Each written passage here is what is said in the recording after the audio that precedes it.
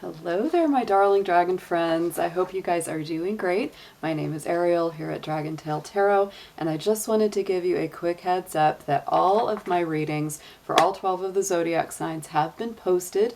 We did a live stream just the other night, and so all of those readings are up for the full moon of June 3rd, 2023. That will be our full moon in the sign of Sagittarius. It is also called the strawberry moon, so it's a very tasty moon, I hope. All of the readings that we did were absolutely awesome. I will say the energy felt really, really good doing all 12 of those readings, and I hope that you will check it out. I have put that link below in the comment section here on this video so that you can easily click on it. I put all the timestamps on that video below in that comment section on there, so you can easily go right to your signs reading. Right now, the way that YouTube has things laid out, they don't show when a live has popped up. They've got it in a separate section. They've got videos and then they've got live streams. So a lot of people who might click on my channel and look at my current videos don't realize that we have a live stream that's brand new that just got posted. So I wanted to just post a quick video in the regular video section to let everybody know that those are up and available to view. I'm also going to just show you our fabulous chart that we are looking at. This is a little bit deeper into the astrology of this full moon that is coming up.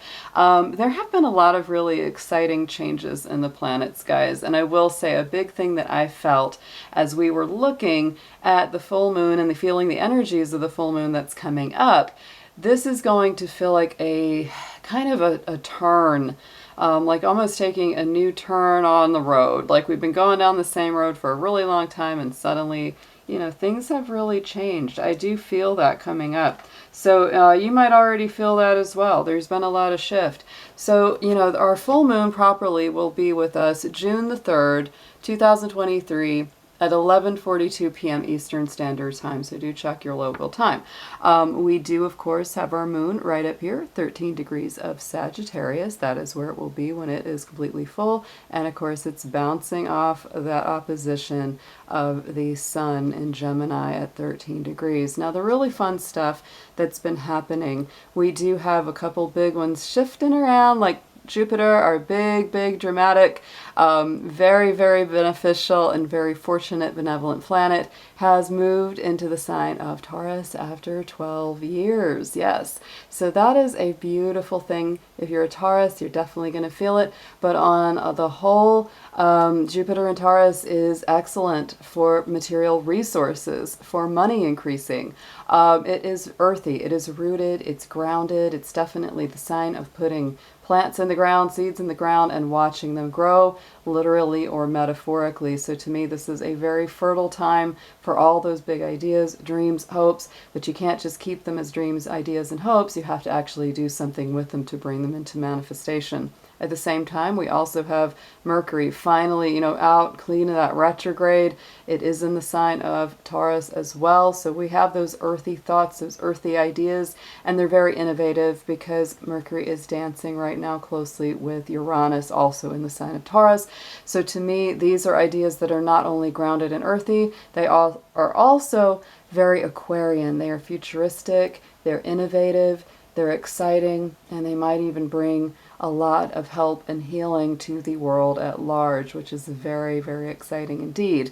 Another thing that really has me happy right now as an astrologer is that we have Mars finally going to be moving through the sign of Leo. As you know, last year, Mars had a very, very long journey through the sign of Gemini, and it also went into a retrograde that kept it in the sign of Gemini for a long time, almost 6 months, I believe. It was like 5 to 6 months. So this was really, really a struggle. It didn't get out of that, you know, sign and that energy of the retrograde till the beginning of the year, and then it took another long time through it. So it finally, of course, it went into Cancer, went through that cycle, but now, guys, Mars is finally in a fire sign again, and it's been a long time since Mars has been in a fire sign, and boy, have we needed that. So if you feel like your energy is coming up, getting stronger, the sparks are flying, the fire is burning again, at least the pilot light's on again. It would be because Mars has finally gone into a fire sign, and I think that that is extremely good, extremely beneficial. Venus will be moving up just a few days after June the 3rd to also join it in Leo, so people will be very bright, upbeat. They'll want to go out, they'll want to kind of put on a show, the drama will be flying, but so will the creative joy, the playful feelings, just having a lot more fun and feeling a lot more upbeat in general is what I will be looking for with that. Of course, we also have, I got to mention, old Pluto, you know, our guy, finally has moved out of the sign of Capricorn, but it will be, of course, it is already going in retrograde, so look for that to go back into the last few degrees of Capricorn through the rest of the year, starting in the summer. That won't be the most fun in some ways, but I feel like we've already been through Pluto already through that last degree of Capricorn, so it's just going to be a little bit of review.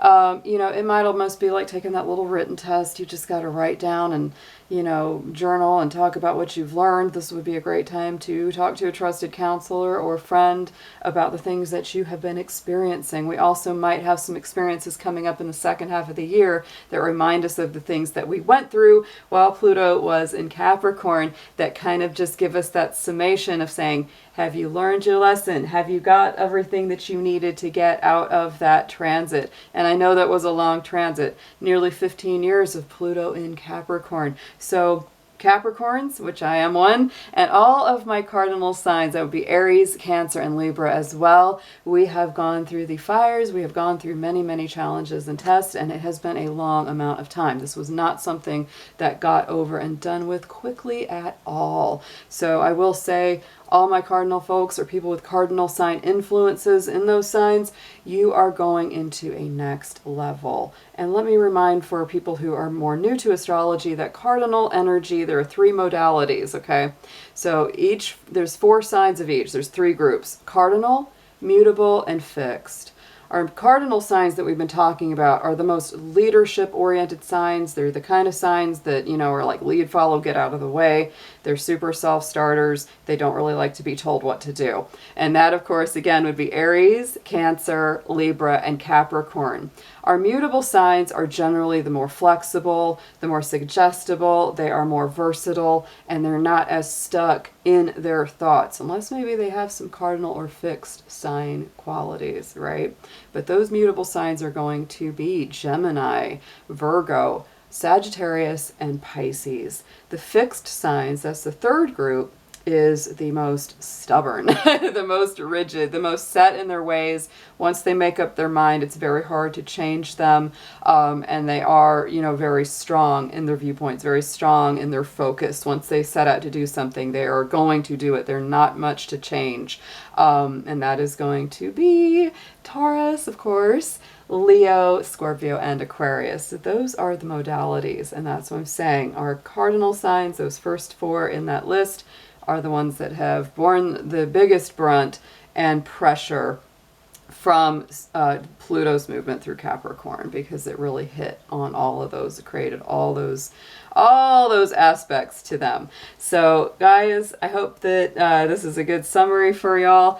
Go check out your full moon readings, and I will be back getting into more of our Dragon Book Club, our book, Jan Spiller's Astrology for the Soul. If you don't have a copy of this, I do recommend it. And in my regular videos, we have been reading through the chapters of this book. It is all about the South Node and North Node, those lunar points that have a lot to do with our karmic past, our past lives, where we're supposed to be heading to now in our current life. You can always find your North and South Node in your personal natal chart. Just like when I run a chart for any time of day, it's going to show us where our nodes are. So currently, our North Node is in Scorpio, South Node is in, I'm sorry. South Node is in Scorpio, North Node is in Taurus. So we are in that very, very strong energy around resources,